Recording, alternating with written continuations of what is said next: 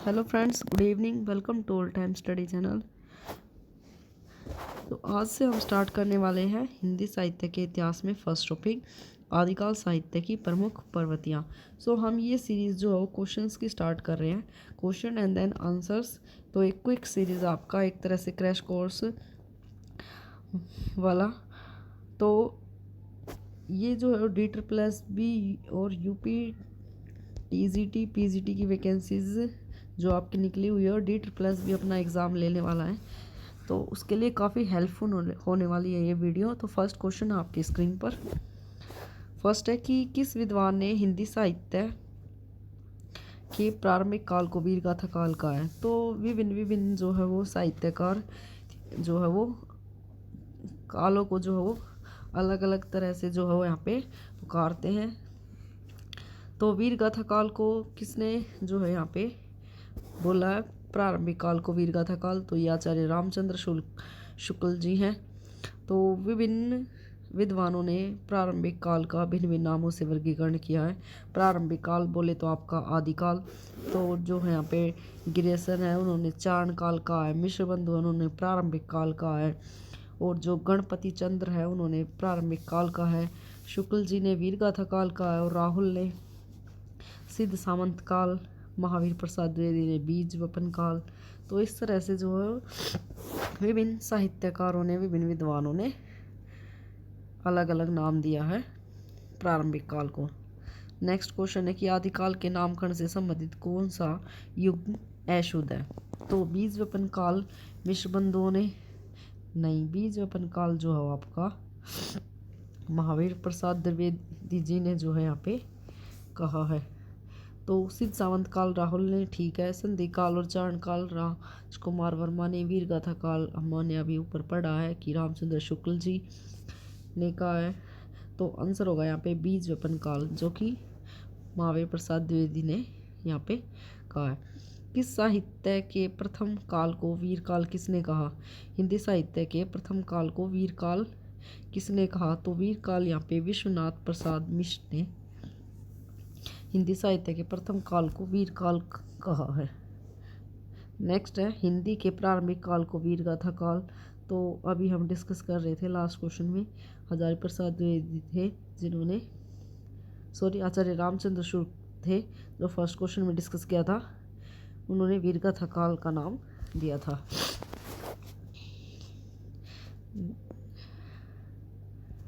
Next है आदिकाल को वीरगाथा काल किसने कहा है। तो आदिकाल को वीरगाथा काल रामचंद्र शुक्ल ने कहा है।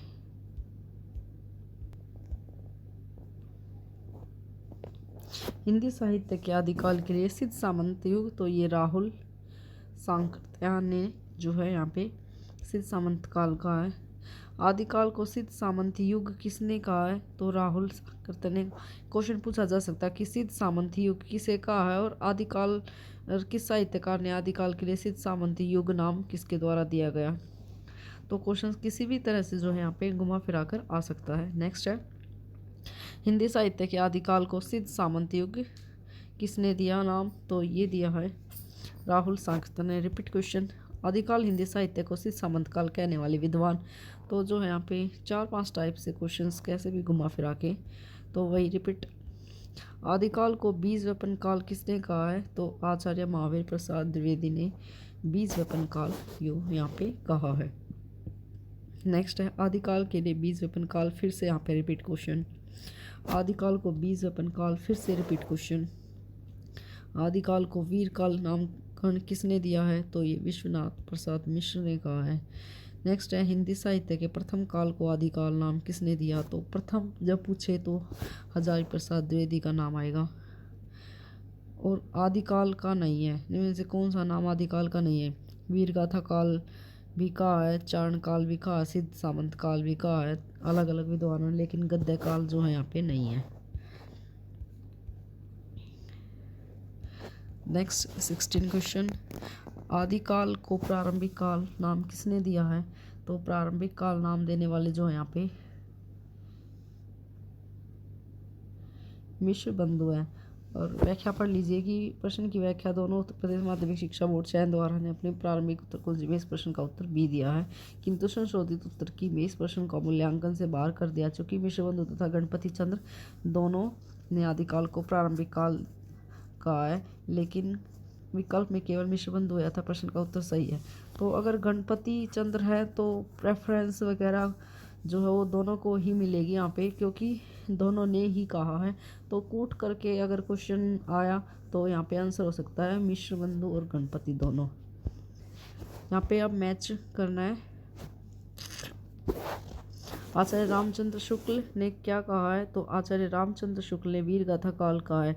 हजारी प्रसाद द्विवेदी ने क्या कहा है? हजारी प्रसाद द्विवेदी ने आपका आदिकाल।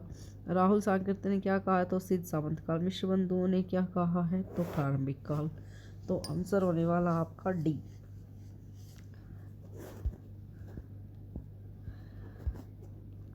हिंदी साहित्य के प्रथम काल को आदिकाल नाम किसने दिया है? तो ये दिया हजारी प्रसाद द्विवेदी ने। सेकंड आपका जो यहाँ पे राइट आंसर है।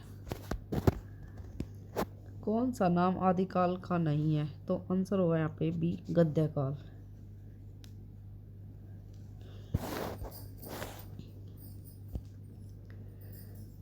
सॉरी, क्वेश्चन है निम्न में से इनमें से किस साहित्य इतिहासकार ने अपने इतिहास ग्रंथ में हिंदी के गद्य साहित्य को गद्य का भाव आविर्भाव, गद्य का प्रवर्तन, गद्य का प्रसार और गद्य की वर्तमान गति नामक खंडों में विभक्त करके विवेचित किया है? तो आंसर है यहाँ पे रामचंद्र शुक्ल। नेक्स्ट क्वेश्चन है गद्य का आविर्भाव 1900 1925 और गद्य साहित्य की परंपरा का प्रवर्तन 1925 1950, गद्य साहित्य का प्रसार 1950 से 1975, गद्य साहित्य की वर्तमान गति संवतः 1975। बौद्ध धर्म से जुड़े हुए साहित्य की भाषा क्या है? तो ये है पाली। प्राकृत भाषा के विविध रूप है, जिसमें पाली प्राकृत का संबंध बौद्ध धर्म के ग्रंथों से है और अर्धमागधी का संबंध जैन धर्म के ग्रंथों से है। जहाँ बौद्ध धर्म का प्रचार हुआ वहाँ पाली भाषा पहुँच गई और जैन धर्म के साथ अर्धमागधी। तो प्राकृत भाषा के साहित्य महत्वपूर्ण की तुलना में पश्चिम से अधिक प्राप्त हुआ और उसमें विशेष रूप से महाराष्ट्र प्राकृत का प्रधान रूप है। तो आंसर हो जाएगा यहाँ पे बौद्ध धर्म से जुड़े साहित्य की भाषा पाली होगी। निम्नांकित में से अपभ्रंश प्रभावित हिंदी रचना कौन सी है? तो ये है भरतेश्वर, बाहुबली, रास। अपभ्रंश में रास नाम पहली सरस्वती भरतेश्वर बाहुबली रास है, जिसे विद्वानों ने रास परंपरा का प्रथम ग्रंथ घोषित किया, क्योंकि रास काव्य की सभी प्रवृत्तियों के बीच इसमें प्राप्त हो जाते। साथ ही हिंदी साहित्य के ऐतिहासिक विकास की दृष्टि से इस ग्रंथ का बहुत महत्व है। खुमान रासों के 43 छंद प्राप्त हुए हैं। इस काव्य के कवि का नाम तो अज्ञात है, परंतु एक स्थल पर दलपति विजय शब्द देखकर आलोचकों ने अनुमान लगा दिया कि दलपति विजय ही खुमान रासों का कवि था। ढोला मारू रा दुहा के कवि कल है। ढोला मारू रा दुहा अपने मूल रूप से उपलब्ध नहीं है। यह लोक काव्य दोहाबद्ध था और मौखिक परंपरा में सुना गाया जाता था। तो आंसर होगा अपभ्रंश प्रभावित हिंदी रचना कौन सी है? आंसर है भरतेश्वर बाहुबली दास। अपभ्रंश प्रभावित हिंदी रचना कौन सी है? तो आंसर सेम आपका भरतेश्वर बाहुबली दास।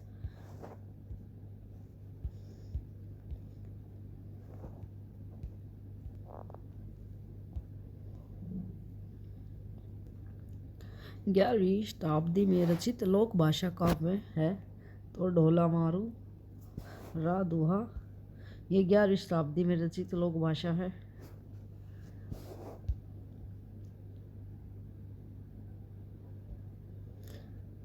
शलिभद्र सूरी की रचना का नाम क्या है? तो आंसर होगा भरतेश्वर बाहुबली रास।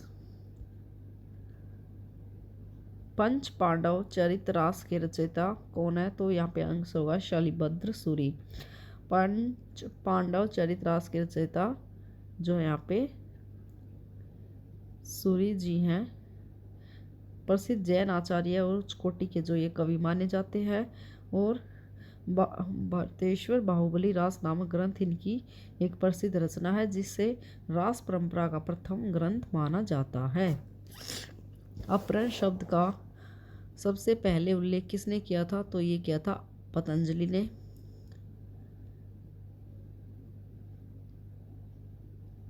संस्कृत या साधु शब्द के जो लोक प्रचलित विविध रूप है वो अपभ्रंश कहलाते हैं। अवट भाषा से तात्पर्य है, अवट जो है वो अपभ्रष्ट शब्द का विकृत रूप है।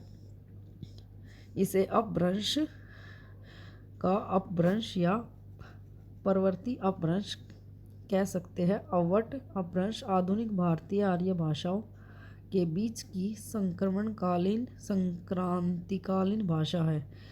इसका कालखंड 900 ईस्वी से 1100 ईस्वी तक निर्धारित किया जाता है। अवट को अपभ्रंश और पुरानी हिंदी के बीच की कड़ी माना जाता है। अवट भाषा के प्रमुख रचनाकार हदमान, अब्दुल रहमान, दामोदर पंडित, ज्योतिश्वर ठाकुर और विद्यापति आदि है। तो अवट भाषा से तात्पर्य जो है यहाँ पे ग्रामीण अपभ्रंश है।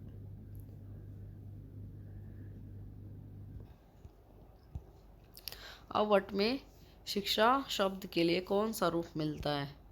तो अवट में शिक्षा शब्द के लिए शिक्षा जो है यहाँ पे रूप मिलता है।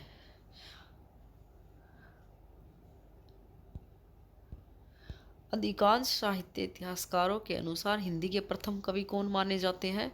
तो सरहपाद जो है यहाँ पे हिंदी के कवि प्रथम माने जाते हैं, और जिनका मूल नाम राहुल भद्र था और उन्हें सरहप्पा, सरोज वज्र, पद्म और पद्मव्रज नाम भी मिलते हैं। वे बौद्ध धर्म की वज्रयान और सहजयान के प्रवर्तक तथा 84 सिद्धों में से एक थे। कविता में अपभ्रंश को साहित्यिक रूप छूट गया है तथा बोलचाल की भाषा जो प्रारंभिक हिंदी है प्रयुक्त हुई है।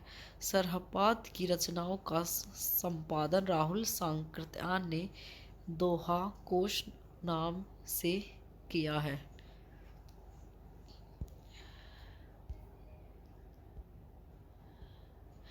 हिंदी के किस इतिहासकार के मतानुसार शैलीभद्र सूरी हिंदी के प्रथम कवि हैं? तो गणपति चंद्र गुप्त के मतानुसार। सिद्धों का प्रथम कवि किसे कहा गया है? तो ये कहा गया सरहप्पा को। और यहाँ पे अभी हमने सरहप्पा के बारे में पढ़ा था लास्ट क्वेश्चन से लास्ट क्वेश्चन में। हिंदी के जो प्रथम कवि थे वो सरहपाद थे। हिंदी का प्रथम कवि भी किसे माना है? सरहपाद को हिंदी का प्रथम कवि माना है। तो ये माना है राहुल सांकृत्यायन ने। राहुल जी ने हिंदी भाषा का प्रथम कवि किसे माना है? तो आंसर है सरहप्पा को। और प्रथम कवि कौन से हैं? सरहप्पा। और माना किसने है यहाँ पे? तो राहुल ने। हिंदी का प्रथम कवि तो वही रिपीट क्वेश्चन सरहप्पा। स्वयंभू को हिंदी का प्रथम कवि माना है। तो स्वयंभू को माना है राम कुमार ने, लेकिन सरहप्पा को माना था यहाँ पे राहुल सांकृत्यायन को। नेक्स्ट है सहजयान के प्रवर्तक कौन है? तो सहजयान के प्रवर्तक यहाँ पे सरहप्पा को माने जाते हैं। आचार्य हजारी प्रसाद द्विवेदी ने अपभ्रंश को क्या कहा है? तो ये पुरानी हिंदी कहा। 10वीं से 14वीं शताब्दी के साहित्य को किस विद्वान ने आदिकाल के अंतर्गत रखा है? 10वीं से 14वीं शताब्दी के साहित्य को हजारी प्रसाद द्विवेदी विद्वान ने आदिकाल के अंतर्गत रखा है। पुरानी हिंदी नामकरण किसने किया?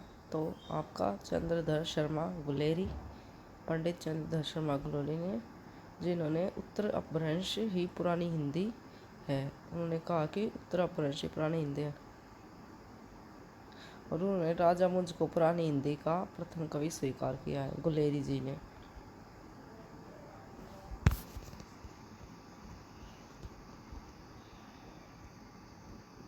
नेक्स्ट है पंडित चंद्रधर शर्मा गुलेरी ने किसको पुरानी हिंदी का प्रथम कवि कहा है? तो राजा मुंज जी, जो हमने लास्ट क्वेश्चन में डिस्कस किया। अपभ्रंश का वाल्मीकि किसे कहा है? तो अपभ्रंश का वाल्मीकि आपको स्वयंभू को यहाँ पे कहा है। स्वयंभूदेव जो निर्विवाद रूप से अपभ्रंश के सर्वश्रेष्ठ कवि माने जाते हैं। स्वयंभूदेव कृत ओम चर्यु 5 कांड और 43 संधियों वाला विशाल महाकाव्य है। यह अपभ्रंश का आदि काव्य माना गया है और स्वयंभू को अपभ्रंश का प्रथम कवि माना गया है। निम्न में से किस कवि को अपभ्रंश का वाल्मीकि कहा जाता है? तो ये स्वयंभू ही है। थर्ड, अपभ्रंश के प्रथम महाकवि कौन थे? तो ये थे आपके स्वयंभू। स्वयंभू की कृति का क्या नाम है? तो परमचिरु। डी आपका आंसर हो जाएगा यहाँ पे राइट। नेक्स्ट है ओम चर्यु किसकी रचना है? तो ये स्वयंभू की रचना है। ने इनमें से किस ग्रंथ में लिखा है कि अग्नि परीक्षा के बाद सीता जैन धर्म में दीक्षित हो जाती है? महापुराण, परमात्मा प्रकाश पंचयो या भविष्य? तो आंसर होगा यहाँ पे आपका डी।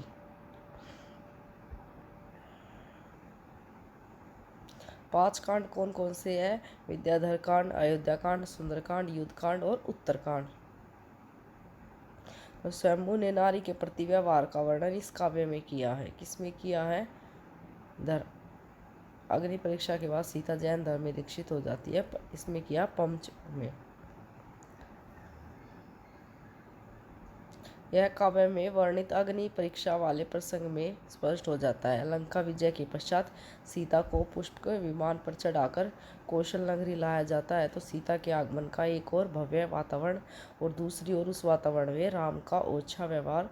अग्नि परीक्षा से पूर्व सीता राम से कहती है कि आज मैं अपनी सतीत्व की पताका फहराऊंगी। आग यदि समर्थ हो तो मुझे जलाए। जब मेरा मन शुद्ध है तो इस दिव्य शक्ति का क्या होगा?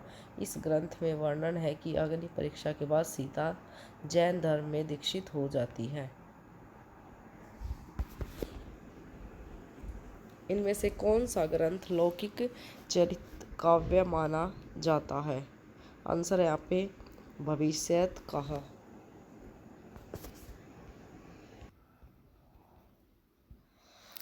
इनमें से कौन सा ग्रंथ लौकिक चरित काव्य माना जाता है?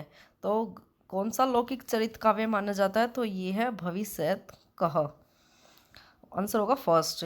लोकप्रिय व्यक्तियों के चरित्र पर आधारित काव्यों के अतिरिक्त कई ऐसे चरित्र काव्य भी रचे गए जिनमें कथानायक या तो काल्पनिक होता है यानी कि इमेजिनेशन होते हैं अथवा किसी लोक कथा से लिया जाता है। इस श्रेणी में धनपाल द्वारा रचित भविष्यत कहा का नाम उल्लेखनीय है। तो first will B right. Next है अपभ्रंश का भवभूति। तो आंसर होगा यहाँ पे पुष्पदंत।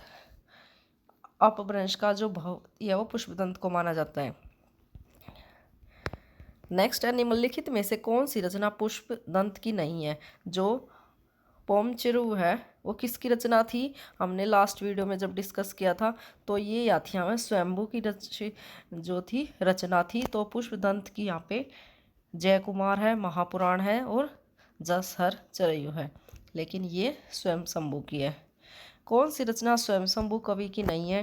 तो चरयु, स्वयंभू, छंद और रिठनी, चरयु और महापुराण। तो महापुराण जो है यहाँ पे नहीं है। खड़ी बोली में सबसे पहले काव्य तो अमीर खुसरो जो है खड़ी बोली के जो है यहाँ पे जनक माने जाते हैं। इनकी जो रचना है वो है खालिक बारी, पहेलियाँ, मुकरिया, दो सुखने, गजल इत्यादि जो अमीर खुसरो द्वारा जो ये रचित है। खड़ी बोली हिंदी के सर्वप्रथम रचना तो अमीर खुसरो रिपीट। मुकरी लिखने का सर्वप्रथम प्रयास तो रिपीट अगेन की अमीर खुसरो के द्वारा। नेक्स्ट है अमीर खुसरो की पहेलियों तथा मुकरियों का क्या उद्देश्य है? तो अमीर खुसरो की पहेलियों और मुकरियों का उद्देश्य है कि मनोरंजन के माध्यम से लोक व्यवहार की शिक्षा। तो सी यहाँ पे आपका राइट आंसर है। निम्न में से कौन शिलांकित कृति है? तो राउलवेल जो है यहाँ पे शिलांकित कृति है। बी आपका जो है यहाँ पे राइट है।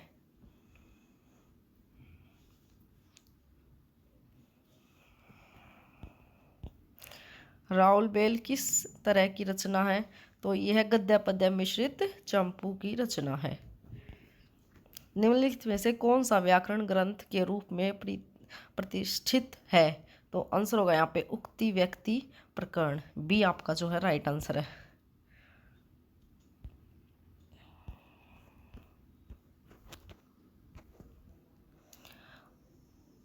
उक्ति व्यक्ति यह ग्रंथ है, तो यह है व्याकरण का। पीजीटी में दिल्ली केंद्रीय विद्यालय में पूछा गया ये क्वेश्चन। कौन सी रचना व्याकरण ग्रंथ है? तो उक्ति व्यक्ति प्रकरण ये व्याकरण ग्रंथ है।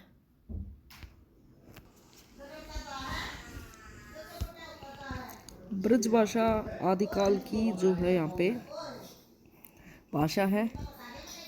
खड़ी बोली की बात करें तो ये आपकी आधुनिक की अवधि की बात करें तो ये आपकी मध्यकालीन है। और डिंगल पिंगल की बात करें तो ये वीर रस की रचनाओं में डिंगल पिंगल का प्रयोग यहाँ पे देखने को मिलता है। रासो ग्रंथ किस भाषा में लिखे गए हैं? तो रासो ग्रंथ मैं बता दूं ये आपके डिंगल पिंगल भाषा में लिखे गए हैं। चारण साहित्य का दूसरा नाम तो रासो साहित्य है।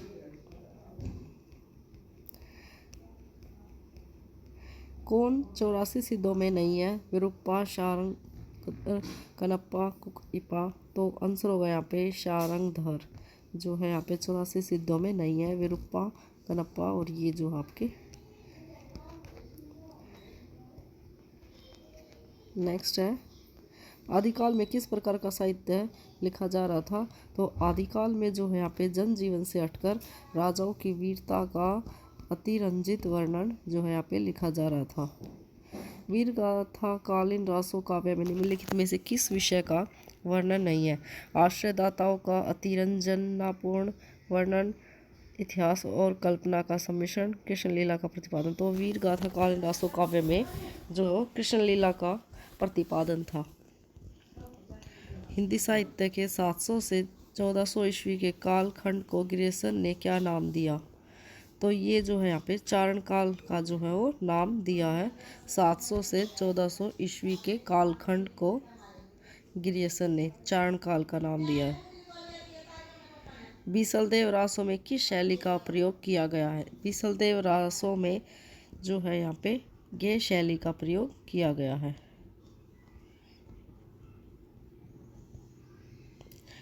यह आदिकाल की एक सर्वश्रेष्ठ काव्य कृति है। बीसलदेव रासों के रचयिता तो आंसर होगा यहाँ पे नरपति नाला। बीसलदेव रासों के रचयिता तो नरपति जी हैं। रासो ग्रंथों में कौन सा काव्य एक प्रेम काव्य या श्रृंगार काव्य है? आंसर होगा यहाँ पे बीसलदेव रासो।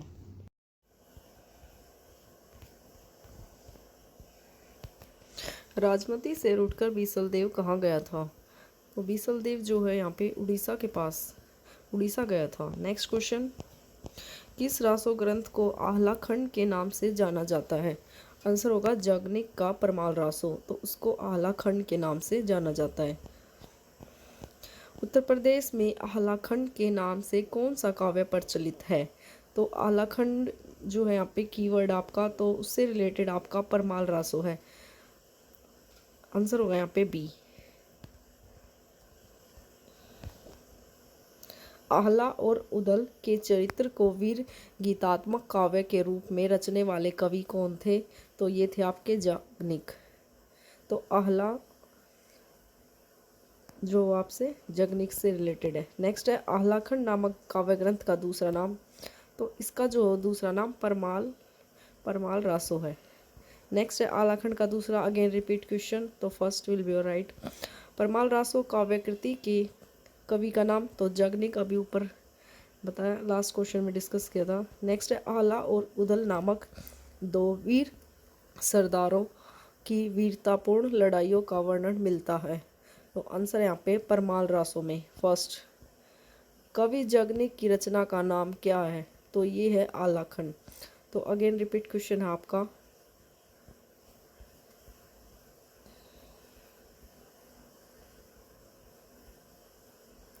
नेक्स्ट क्वेश्चन है परमाल रासो के लेखक तो जगनिक, यहाँ पे आंसर होगा 12 बरस ले क्यूकर जिए ओ 13 ले जिए सिहार, बरिस 18 छत्री जिए आगे जीवन को धिकार।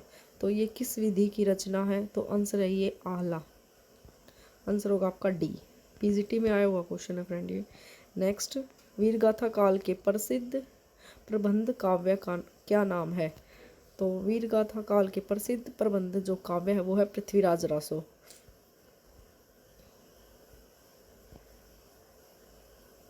और इसके रचयिता कौन है? तो इसके रचयिता है चंद्रवरदाई। पृथ्वीराज रासो महाकाव्य के रचयिता कौन है? तो ये है Chand Bardai. Next repeat question, Chand Bardai किसके दरबारी कवि थे? तो ये थे आपके पृथ्वीराज चौहान के। नेक्स्ट, पृथ्वीराज रासो किस कवि की रचना है? तो ये है Chand Bardai. Again repeat question, Hindi का प्रथम महाकाव्य किस रचना को माना जाता है? आंसर यहाँ पे पृथ्वीराज रासो को माना जाता है। नेक्स्ट है यहाँ पे आपका मैच करने हैं। तो बीसलदेव रासो आपका पृथ्वीराज रासो आपका चंद्रवरदाई से रिलेटेड है। परमाल रासो आपका जगनिक से है। खुमान रासो आपका बीसलदेव रासो है आपका नरपति से। और खुमान रासो है आपका दलपति से। सो आंसर होगा आपका यहाँ पे बी, राइट। नेक्स्ट है, खुमान रासो के रचयिता कौन है? तो आंसर यहाँ पे दलपति विजय। आदिकालीन हिंदी काव्यधारा में उपलब्ध नहीं है। आंसर है यहाँ पे सी। वो हिंदी काल में हमने जो हो जैन साहित्य भी पढ़ेंगे, सिद्ध साहित्य भी पढ़ेंगे, नाथ साहित्य भी पढ़ेंगे, लेकिन सिख साहित्य जो यहाँ पे आदिकाल में नहीं है। नेक्स्ट, संवतः 1050 से 1375 की काल अवधि में लिखे गए हिंदी साहित्य को वीरगाथा काल के रूप में नामकरण किसने दिया है? तो यह आचार्य रामचंद्र शुक्ल ने जो है वीरगाथा काल कहा, किसको? आदिकाल को। नेक्स्ट है, आचार्य रामचंद्र शुक्ल के अनुसार हिंदी साहित्य के आदिकाल की सीमा क्या है? तो 1050 से 1375। कौन वीरगाथा काल की रचना नहीं है? संदेश, रासक, आह्लाखंड, जयमंक, जस चंद्रिका और भक्तमाल। तो डी जो है यहाँ पे नहीं है, बाकी आपकी वीरगाथा काल की रचना है। कौन सा कवि आदिकाल का नहीं है? चंद्रवरदाई, नाभादास, जगनिक, दलपति विजय। तो नाभादास जो है वो आदिकाल की यहाँ पे कवि नहीं है, और सभी आपके आदिकाल के हैं। नेक्स्ट है, ये आपके भक्ति काल के हैं। नेक्स्ट, कौन सी आदिकाल की रचना नहीं है? सूरसागर, बीजक, विद्यापति, पदावली और भ्रमर गीत। तो आदिकाल की सिर्फ आपकी विद्यापति है। सूरसागर, बीजक, भ्रमर गीत ये आपकी आदिकाल की नहीं है। आदिकाल साहित्य का प्रमुख रस क्या है? आदिकालीन साहित्य का प्रमुख रस आपका जो है यहाँ पे वीर रस है।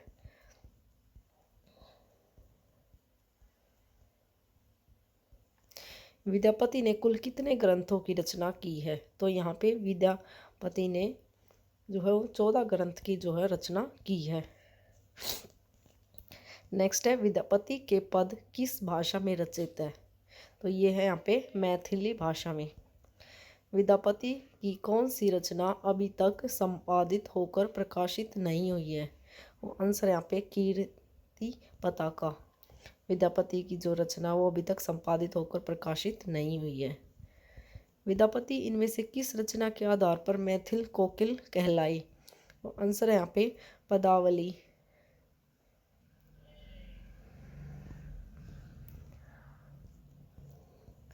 देहसिल बहना सब्जन मिट्टा, यह प्रसिद्ध उक्ति किसने कही?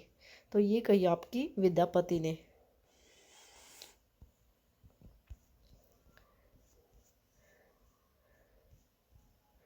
कौन सा कवि अभिनव जयदेव की उपाधि से विभूषित है? तो आंसर है यहाँ पे विद्यापति। किस कवि को अभिनव जयदेव नाम से जाना जाता है? तो आंसर है यहाँ पे विद्यापति। कौन सा नाम नाथपंथी साधकों में शामिल नहीं है? तो आंसर है यहाँ पे कन्हपा। निम्नलिखित में से किसका संबंध सिद्ध साहित्य में नहीं है? सरप्पा का भी है, शबरपा का भी है, कुकरिया का भी है, लेकिन गोविंद चंद का जो है यहाँ पे सिद्ध साहित्य में जिक्र नहीं है। सरहप्पा का संबंध निम्नलिखित में से किससे है? तो सरहप्पा का संबंध जो है वो सिद्ध साहित्य से है। नेक्स्ट है, नाथ पंथ के प्रणेता कौन थे? तो ये थे Adinath. First will be your right. Nath Panth के प्रणेता आदिनाथ थे। यौगिक क्रियाओं के उद्धार के लिए नाथ संप्रदाय का उदय हुआ था और नाथ संप्रदाय के संस्थापक आदिनाथ को यहाँ पे भगवान शंकर का अवतार माना गया है। गोरखनाथ के गुरु का क्या नाम था? तो ये था मत्स्येंद्रनाथ। नाथपंथ को चलाने का श्रेय मत्स्येंद्रनाथ तथा गोरखनाथ को है। गोरखनाथ नाथ साहित्य के प्रारंभकर्ता थे। गोरखनाथ के गुरु मत्स्येंद्रनाथ थे। नाथ संप्रदाय में हठ योग का क्या अर्थ है? तो ये है का अर्थ है सूर्य और ठे का अर्थ है चंद्र, उन दोनों का योग। तो हठ योग का अर्थ सूर्य और चंद्र है। सिद्धों की साधना में शून्य का पूरक तत्व था। तो ये था वज्र।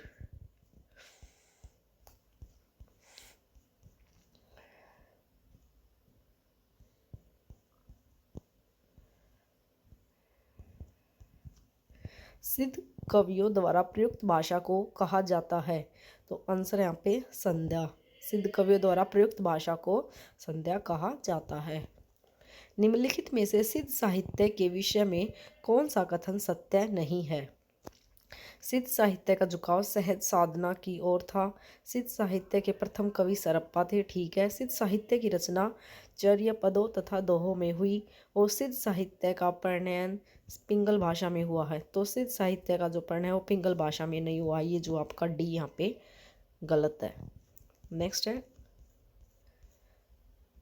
नेक्स्ट हम जो है वो लास्ट वीडियो में डिस्कस करेंगे। नेक्स्ट वीडियो में हम जो है वो भक्ति काल से रिलेटेड क्वेश्चन डिस्कस करे थे। अगर आपको मेरी वीडियो पसंद आए तो प्लीज़ इसको लाइक शेयर सब्सक्राइब जरूर करें। Thank you friends, thanks for watching my video.